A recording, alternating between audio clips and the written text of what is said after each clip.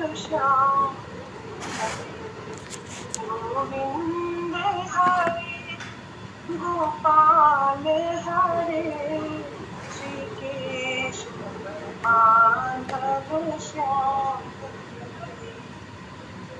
घनश्याम हरे घनश्याम हरे श्री केशव माधव श्याम गोविंद हरे गोपाल हरे गोविंद हरे गोपाल हरे श्री केशव माधव श्याम गोविंद हरे गोपाल हरे श्री केशव माधव श्याम दीननाथ हरे नंदलाल हरे दीननाथ हरे नंदलाल हरे श्री केशव माधव श्याम श्री केशव माधव श्याम गोविंद हरे गोपाल हरे गोविंद हरे गोपाल हरे श्री केशव माधव श्याम श्री केशव माधव श्याम श्री राम हरे घनश्याम हरे श्री राम हरे घनश्याम हरे जय जय प्रभु दीन दयाल जय जय प्रभु दीन दयाल गोविंद हरे गोपाल हरे गोविंद हरे गोपाल हरे श्री केशव माधव श्याम हरे श्री केशव माधव श्याम गोविंद हरे गोपाल हरे गोविंद हरे गोपाल हरे जय जय प्रभु दीन दयाल जय जय प्रभु दीन दयाल लोकनाथ सभी के स्वामी हो नाथ सभी के स्वामी हो तुम एक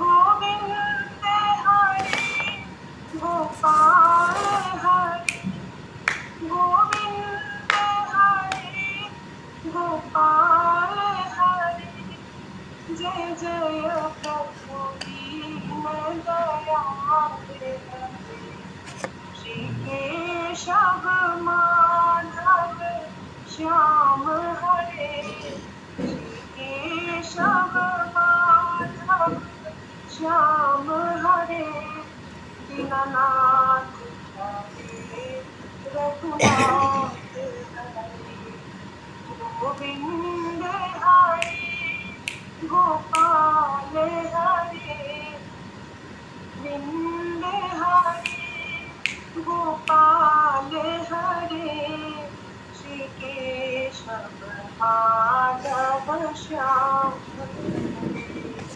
श्री केशव माधव श्याम गोविंद हरे गोपाल हरे गोविंद हरे गोपाल हरे श्री केशव माधव श्याम हरे, श्री केशव माधव श्याम हरे, श्री केशव माधव श्याम हरे, श्री केशव माधव श्याम हरे, श्री राम हरे, श्री कृष्ण हरे, श्री राम हरे, श्री कृष्ण हरे,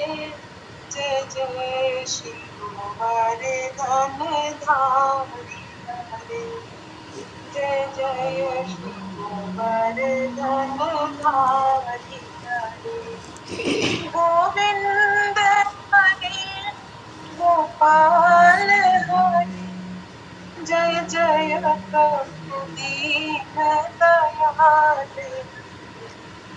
बोलो जय श्री राम, जय श्री हरिशरणं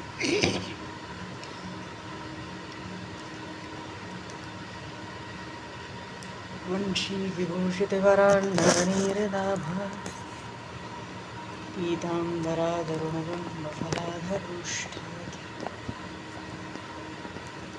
पूर्णेन्दुसुन्दरमुखादरविन्दनेत्रा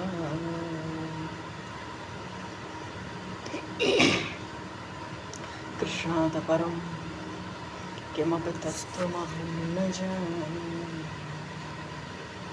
कृष्णात् परं किमपि तत्त्वमहं न जाने।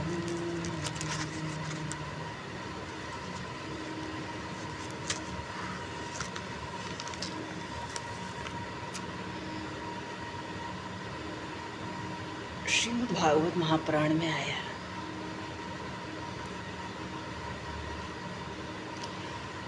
जैसे भोजन करने वाले को प्रत्येक ग्रास के साथ तुष्टि तृप्ति, तुष्टि का अर्थ ये तृप्ति जिससे सुख मिले, और पुष्टि शक्ति भी तो मिलती है, और क्षुधा निवृत्ति, और भूख भी मिट जाती है। तो तृप्ति भी होती है भोजन करके, और शक्ति भी बढ़ती है, और भूख भी मिटती है। तीनों काम एक साथ होते हैं। ऐसे ही जीव मनुष्य जब भगवान की शरण होता है और भगवान की शरण होकर उनका भजन करता है, तो भजन के प्रत्येक क्षण में भगवान के प्रति प्रेम होता है, उन प्रभु के स्वरूप का अनुभव होता है, और उनके अतिरिक्त अन्य जगत से वैराग्य भी होता है। ये तीनों भी एक साथ ही प्राप्त होते हैं। भक्ति परेशानुभवो विरक्ति रनियंत्र चैषित्र एक काल प्रपद्यमानस्य यथाशनंत शिव स्तुष्टि पुष्टि शुद्ध पायो नुघासम। ऐसे भगवान के शरण होकर भगवान के भजन करने की महिमा है।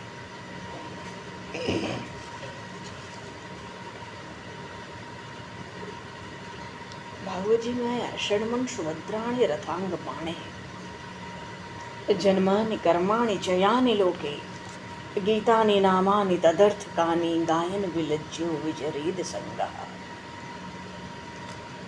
संसार में भगवान के जन्म की और अन्य बहुत सी लीलाएं, मंगलमयी कथाएं प्रसिद्ध हैं, उनको सुनते रहना चाहिए। भगवान के गुणों और उनकी लीलाओं का स्मरण कराने वाले भगवान के बहुत से नाम प्रसिद्ध हैं। संग को छोड़कर उसका गान करना चाहिए।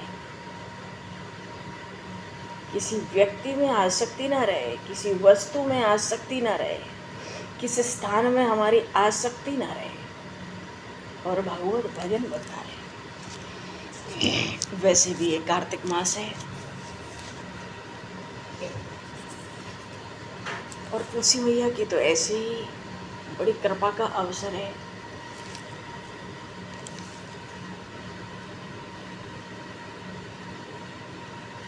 कुछ नहीं, केवल तुलसी मैया की प्रदक्षिणा की जाए तो प्रदक्षिणाम भ्रमित्व में, प्रदक्षिणाम भ्रमित्व ये नमस्कुर्वन्ति नित्यशः नो तेषां दुरितं किंचित अक्षिणम अवशिष्यते।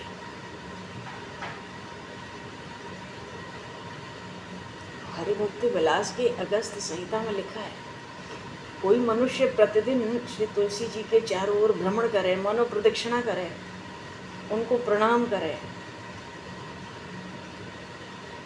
उसमें नष्ट होने के लिए कोई पाप बच ही नहीं जाता। इतनी भारी महिमा श्री तुलसी मैया के प्रणाम की है, दर्शन की इतनी महिमा। और कार्तिक मास में तो विशेष से। पर अभी हम लोग भगवान श्री बालकृष्ण की लीलाओं की ओर, गोकुल के नंद भवन की ओर चलेंगे। बोलिए श्री बालकृष्ण लाल की। कल महर्षि कण्व आए, शालिग्राम भगवान का बारंबार पूजन करते और बारंबार प्रभु को विनय करके बड़ी दैन्य से भोग आरोगने के लिए पुकारते और प्रभु आते।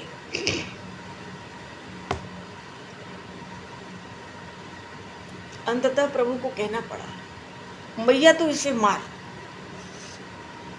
मार, ये शंख बजावे, आंख बंद करके गिड़गिड़ावे, मोह पुकारे बार बार, और मोह कोई इतनो प्रेम से बुलावे तो तू जाने कि मैं जाऊं।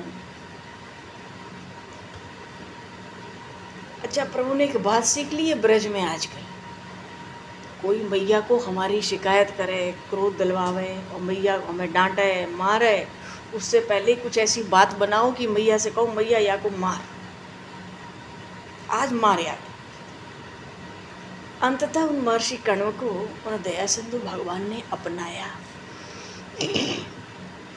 उनका जीवन कृतार्थ हुआ। आगे का प्रसंग भी बड़ा सुंदर है। क्यों? अब वस्तुतः माखन चोरी लीला है। भगवान श्री बालकृष्ण लगभग 2.5 वर्ष के तो हो ही गए। अच्छा, इनके ताऊ हैं अभिनंद ताऊ, थोड़ा शरीर भारी है, कह लो तो छोटे मोटे मल्ल तो हैं ही गोकुल के, पर उनको कोई अपनी इस भारी शरीर से असुविधा नहीं लगती थी। उनको लगता है जब शरीर भारी हो जाए तो क्रोध कम आता है। और उनकी जो पत्नी है पीवरी, उनका भी शरीर थोड़ा ऐसा ही भारी है। तो इन लोगों को परिश्रम करना तो अच्छा लगता नहीं था, स्वभाव में भी नहीं था। शांति से रहो, साधु संतों की सेवा करो, उन सर्वेश्वर नारायण का स्मरण करो, प्रसन्न रहो, संतुष्ट रहो, यही जीवन का सार समझते थे। और इनसे बड़े जो नंद बाबा बीच के, कहीं कहीं कथाएं आती है नंद बाबा 9 भाई थे, उसमें भी बीच के थे। और कहीं कहीं कल्पांतर से कथा भेद है, लीला में कुछ है। यहाँ प्रसंग है 5 भाई हैं, तो 2 बड़े हैं 2 छोटे हैं। तो ये तो अभिनंद है, और इनसे बड़े भाई, उनका नाम है सबसे बड़े उपनंद। नाम तो इनका अभिनंद है, पर इनको सब महानंद कहते हैं शुरू से ही। क्यों? इनको लगता हो सकता है मेरा शरीर थोड़ा भारी है। और पत्नी भी ऐसी है पीवरी।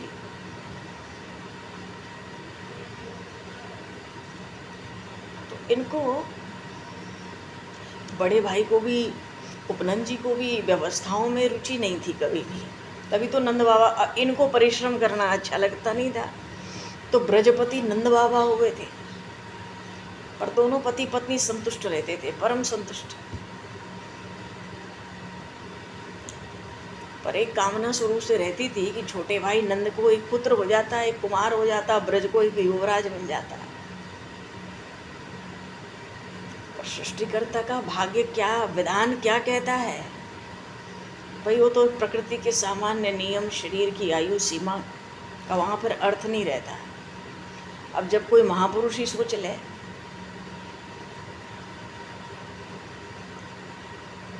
जब से भगवती पूर्णमासी गोकुल पधारी, बड़ा अनुग्रह करती हैं। 5 भाइयों की पत्नियां बैठी थी, सबको आशीर्वाद दे दिया गोद भरने का। उस समय किसी के भी संतान नहीं थी।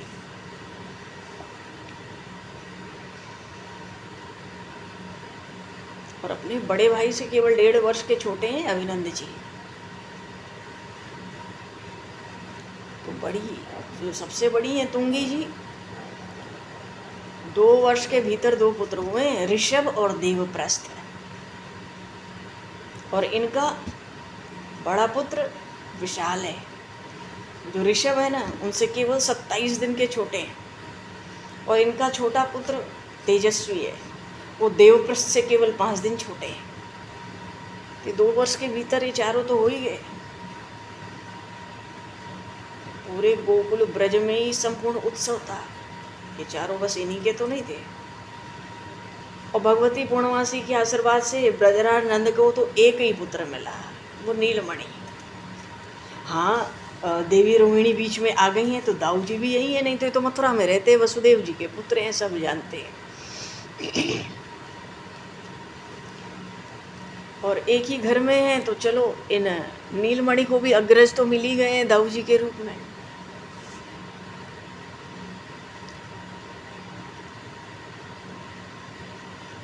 और नीचे भी 2 पुत्र हैं। और बीच में यशोदा मैया के बालकृष्ण और देवी रोहिणी के दाऊ जी। तो 10 बालक तो हो ही गए ना।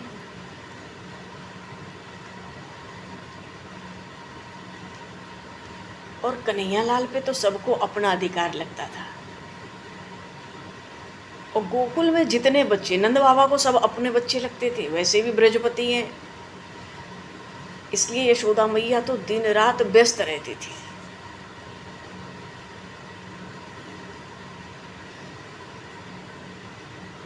अच्छा, सबके बालक तो जाते थे माता यशोदा के पास, देवी रोहिणी के पास, वहीं खेलो कूदो खाओ पियो दिन भर। क्योंकि ये तो ऐसे ही थोड़े भारी शरीर के दोनों, इनको तो लगता बस गौशाला में चलो, दूध निकालो और अपना काम करो, बालकों को वहाँ भेजो। वैसे भी नीलमणि इतना नटखट है, कोई आराम कर नहीं सकता 2 क्षण उसके रहते, तो सबको वहीं भेजो। और तुम लोग भी जो खाली हो सब वहीं जाओ।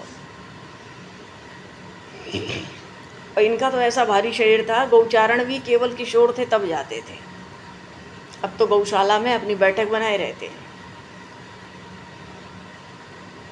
जब दोपहर को कन्हैया लाल अपने भवन में आते हैं तब इनको भोजन की याद आती है। अरे प्रभु को देख के किसको खाने पीने की सुध रहेगी। और कभी तो कहो देवी रोहिणी खवा दें, कोई कभी मैया यशोदा खवा दें, तो वो भी घर जाने की जरूरत ना पड़े। मानो सबको बड़ा आनंद है नंद भवन में। अच्छा, पहले तो ये ताऊ को दाऊ कहते थे बालकृष्ण, क्योंकि तुतलाते थे। अब इनको ताऊ कहना आता है, फिर भी ये दाऊ कहते हैं, मानो चढ़ाते हैं जानबूझकर। ताऊ को दाऊ कहते हैं।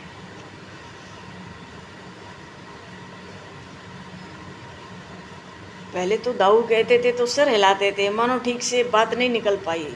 पर अब तो दाऊ कहने में आनंद आता है। दाऊ कह के ताऊ लोगों को बुलाएंगे, ताली बजाएंगे, सर हिला हिला कर हंसेंगे। इनको लगता है कितना सरल है ये, कितना भोला है ये, कितना सुकुमार। कोई भी पुकारे, अरे कन्हैया, अरे कृष्ण, अरे लाल, अरे श्याम, कितने नाम है कुछ ठिकाना नहीं है।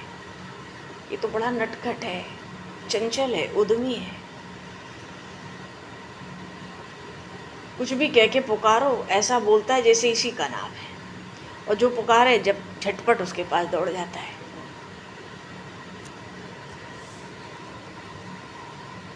एक दिन बड़े भाई ने इनसे कहा, उपनंद जी ने, कि अरे बच्चे में कार्य करने की बड़ी शक्ति होती है, तो बड़ों की आज्ञा का पालन भी सद्गुण इन बालकों में आना चाहिए। मानो इनको कुछ न कुछ आज्ञा देते रहो, ये कुछ कार्य करते रहे। बड़े भाई विद्वान तो बहुत हैं, व्यवहार और नीति में बड़ी पंडिताई है, पर किसी को इच्छा नहीं होती इतने सुकुमार शरीर को कुछ आज्ञा देने की। तो खुद तो शरीर से कुछ करना उनको अच्छा नहीं लगता, तो क्या ये नंदनंदन अभी कोई काम करने योग्य है? ये तो खेले तभी थक जाता है। मेरा तो जी चाहता है मेरी गोद में बैठा रहे बस। पर इतना चंचल है, इसको बैठना आता ही नहीं। तो लोग अब कन्हैयालाल इतने नटखट हैं, सोचते हैं इसको कुछ व्यस्त करो, तो कोई आकर बैठता नंद भवन के प्रांगण में, लाल तनिक आसन दे जा। उनकी पूजा तो बड़े भाई को गौशाला में ही करनी है, और भगवान शालिग्राम का ही पूजन करते थे जो बड़े भाई थे, क्योंकि बड़े विद्वान, बड़े पंडित। तो जो शालिग्राम भगवान की जो रत्नपीठ थी ना, सिंहासन, जानबूझकर थोड़ी दूर पे ही छोड़ देते। जब कन्हैयालाल आसन दे देते और ये बैठ जाते, तो वो बालकृष्ण दौड़ कर जाते, मानो बड़े ताऊ भूल गए, अपने दोनों हाथों से शालिग्राम के सिंहासन को उठाते, पीठ को उठाकर अपने मस्तक पर रख लेते किसी तरह से, और दोनों हाथों से उस पीठ को, उस सिंहासन को पकड़े अपने बड़े ताऊ के पास आते। आने में लाल हो जाते, पसीने की बूंदें आ जाती।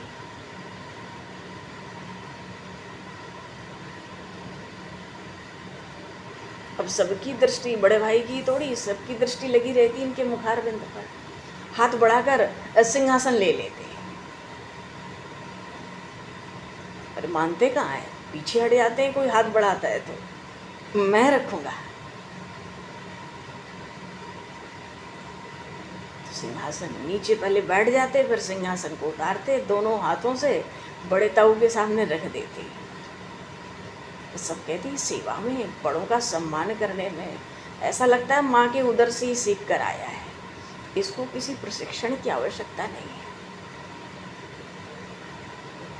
तो एक दिन महर्षि शांडिल्य उसी समय गौशाला में पधारे। गौशाला में महर्षि कभी अपनी पादुका पहन के नहीं आते, अपने खड़ा वगैरह।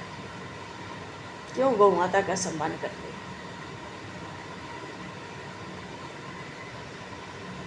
तो गौशाला देखो कितनी भी स्वच्छ की जाए, वहाँ गोबर, गौमूत्र ये सब तो रहता ही है। अभी सफाई करो, अभी सब हो जाए। तो जब जाने का समय होता तो कोई उठाकर ले आता, हमेशा से महर्षि की पादुका जाते समय वो पहन ले और उधर से ही निकल ले। नंद बाबा वहीं थे। नंद बाबा ने आसन दिया, महर्षि तो बैठ गए। तो नंद बाबा ने सोचा भाई बात तो सब में हुई थी कि नीलमणि को कुछ काम देते रहना है, ये बहुत चंचल है, सखाओं को लेके बड़ा नटखटपना करता है। तो नंद बाबा ने आसन दिया, महर्षि बैठ गए। तुरंत नंद बाबा ने कहा, बेटा नीलमणि, ये महर्षि की जो पादुकाएं हैं जरा द्वार से उठा लाओ। वो तो श्याम सुंदर महर्षि के चरणों, अपने पहले तो महर्षि के चरणों पर मस्तक रख के प्रणाम कर लिया, फिर दौड़े। अब इनको कोई क्या प्रशिक्षण देगा? आदेश सुनकर भी लेने नहीं गए, पहले प्रणाम किया महर्षि शांडिल्य को और फिर दौड़े। और दौड़े तो कई बालक, अब वो आपस में वही झगड़ना पड़े। एक छोटे चाचा ने रोक दिया, वही क्यों, इन्हीं को उठानी है पादुका, इनके पिताश्री ने आज्ञा किया है। तो दौड़ कर गए, महर्षि शांडिल्य की पादुका उठाकर दोनों मस्तक पर रख लिए।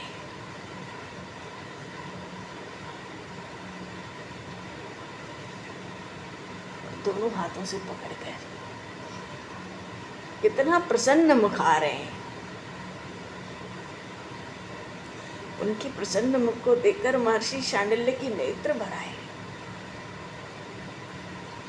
अरे नंद, तुम्हारा इतना सुकुमार बालक परिश्रम सहन नहीं हुआ होगा। अब ऋषियों महर्षियों के मन की बात गोप कैसे समझते हैं? महर्षि ने तो हाथ जोड़ लिए, सिर झुकाया, अश्रु बहाते रहे और धीरे से कहते हैं, नमो ब्रह्मण्य देवाय। जैसे विश्वामित्र जी ने कहा था, प्रभु ब्रह्मण्य देव मैं जाना, मोहिनत पिता तजी भगवान। आपके इष्ट तो ब्राह्मण है। आज महर्षि कहते हैं कोई सुनने न पावे, सिर झुकाते हैं, अश्रु बह रहे हैं, नमो ब्रह्मण्य देवाय। मानो आज तो मेरी ही खड़ाऊ मस्तक पे लिए चले आ रहे हो, और इतने प्रसन्न। अब भीतर ही भीतर उन प्रभु की स्तुति करने लगे। तो भैया एक ही पादुका लाए थे एक बार में, एक खड़ाऊ लाए, महर्षि के आगे रखा, फिर दौड़ कर गए दूसरी लेने। अपनी घुंघराली काली अलकों पे दोनों हाथ से पकड़ के दूसरी पादुका ले आए। क्या रूप माधुरी, क्या प्रभु की छटा है रे।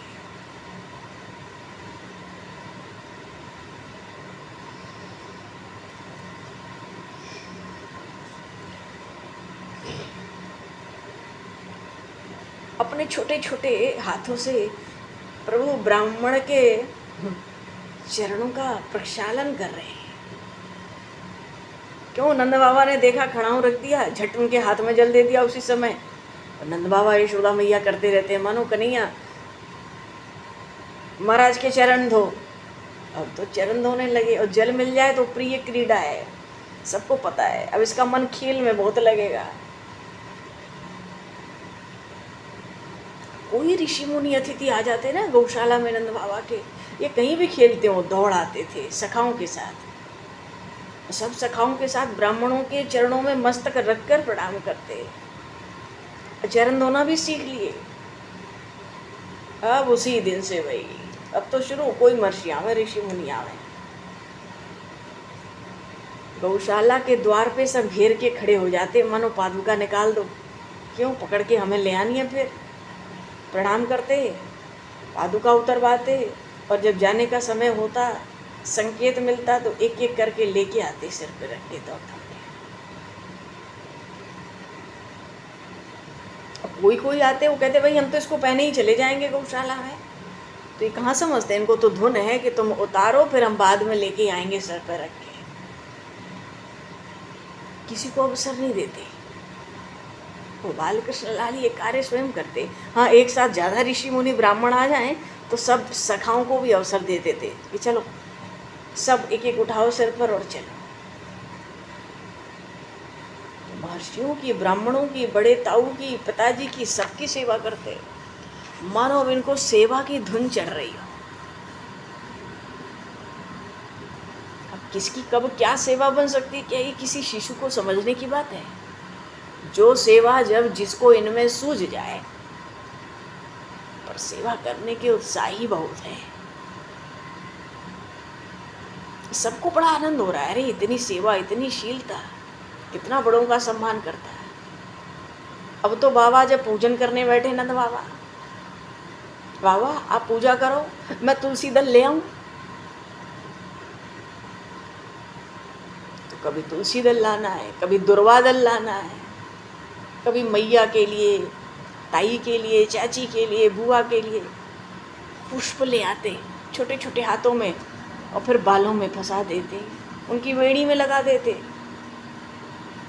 जगह जगह चुटिया में डाल डाल श्रृंगार कर देते। जब जो काम सूझ जाए, ताऊ आप स्नान करोगे, मैं वस्त्र ले आऊं तुम्हारा।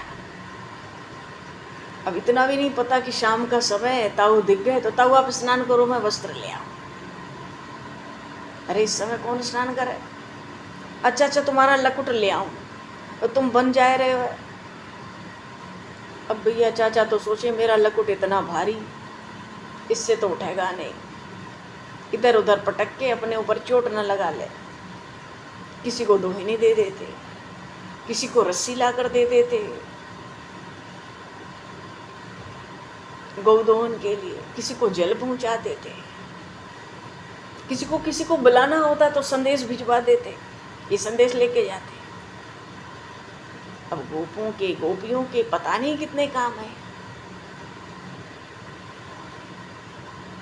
मानो सब काम अब इन्हीं के बिना छोटे मोटे ऊपर के अटके रहते हैं। हर कोई कन्हैया कन्हैया, बालकृष्ण नीलमणि, ओ लाल।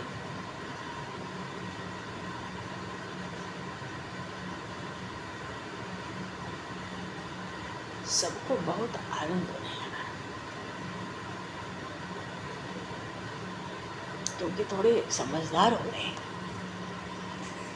सबको लगता है थोड़ा व्यस्त रहे तो ठीक है, घर में माताएं भी तो कुछ काम कर सकें। ऐसे ही उसी गोकुल में यशोदा मैया के पिता के घर से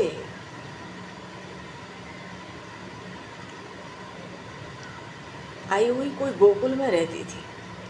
अवस्था में बहुत छोटी थी।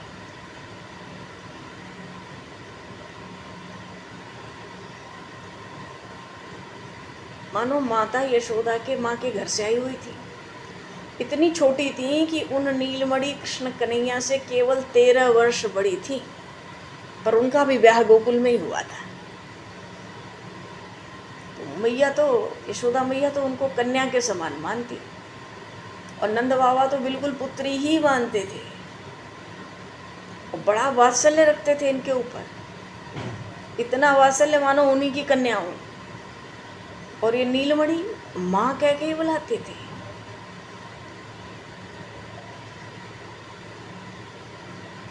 क्यों? माँ जैसी है। मासी नहीं कहते थे, माँ कहते थे। वैसे ज्यादातर गोकुल के बालक उनको मासी बुलाते थे, पर नीलमणि माँ ही कहते थे। अब तो पैरों के बल चलते हैं, तो एक बार उनके आंगन में जरूर पहुंच जाते हैं। बोले श्री बाल कृष्ण लाल की। और जब घुटनों के बल सरकते थे ना, तब भी सरकते हुए जाकर उनकी गोद में बैठ जाते।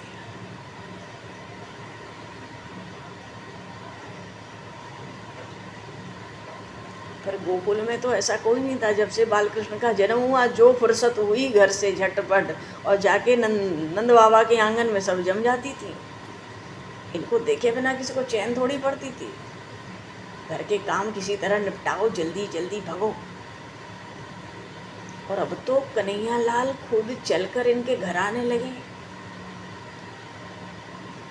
लेकिन ये क्या करें, घर में कोई बड़ी नहीं, छोटी बड़ी कोई नहीं।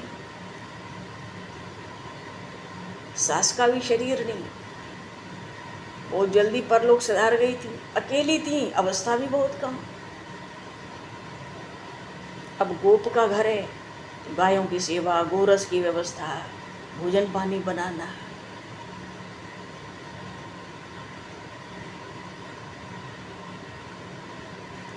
मन तो लगा रहता था उन बालकृष्ण में, पर शरीर को लगाना पड़ता था सब काम में। कौन जाने नंदनंदन श्याम सुंदर हृदय की व्यथा कैसे जान गए। जब जब बड़ी व्याकुल हो जाती, अकेले ही सारा काम है, थक जाती, कहीं ना कहीं से रुंझुन रुंझुन नूपुर बजने लगते। कटी में जो किंकणी है उसका सुंदर नाद होता, हंसते किलकते वो आ जाते आंगन में।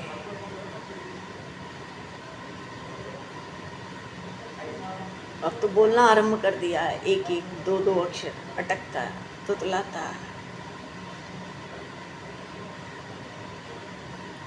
और जब कभी ये नंद भवन के प्रांगण में आती, इतना प्रेम था बालकृष्ण का इनसे।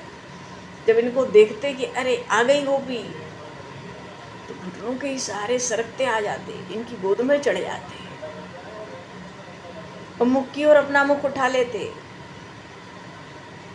छोटे छोटे हाथों से चुड्डी पकड़ लेते और ऐसी ऐसी बातें करते मानो रोम रोम अमृत से भींग जाए। वो बारंबार इनको हृदय से लगाते।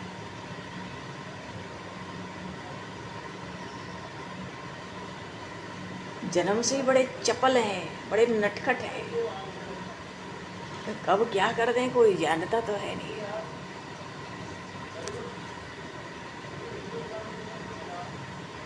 अच्छा, बिना मुंह घुमाए कोई बात बोलते नहीं है, पहले मुझे देखो। जब तक कपोल पे 2-4 हाथ नहीं मारते हैं, तब तक उनको लगता नहीं कि कोई मेरी बात ध्यान से सुन रहा है। गोपियां हंसती,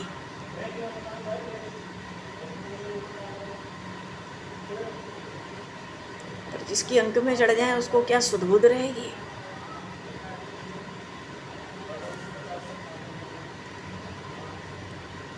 मानो सभी को बालकृष्ण इतना सुख दे रहे हैं। और माखन चोरी की लीला भी प्रभु ने इन्हीं के घर से आरंभ की।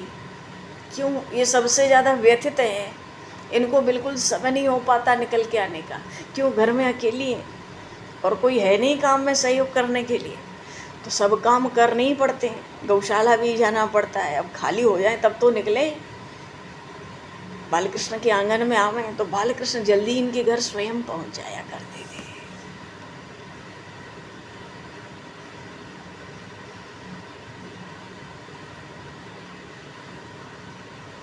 बोलिए श्री बालकृष्ण लाल की जय।